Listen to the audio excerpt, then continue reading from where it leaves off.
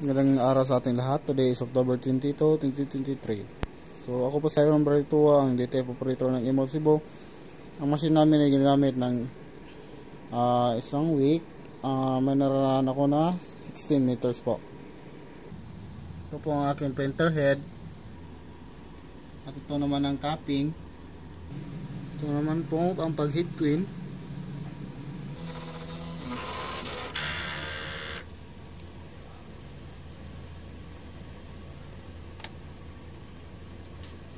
So after mag-cleaning, punasan natin yung wiper.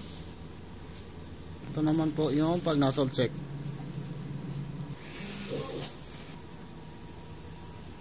So yan yung nozzle check oh.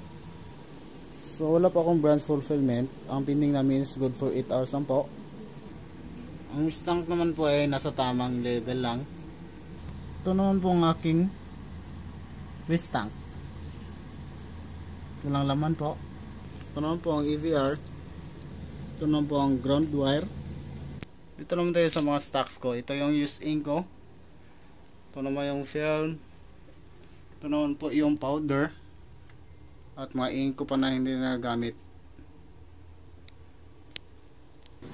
Dito naman sa mga used ink ko na nagamit. Ito po sa white. Sa magenta. Ito po sa cyan. Yan naman po sa black, sa yellow, powder, at solution po, at film. Ito naman po yung pizza na pinaka-update ko sa daily checklist. At ito naman po yung daily workload ko po. So yan po yung date ngayon na last update. So yan lang po, salamat.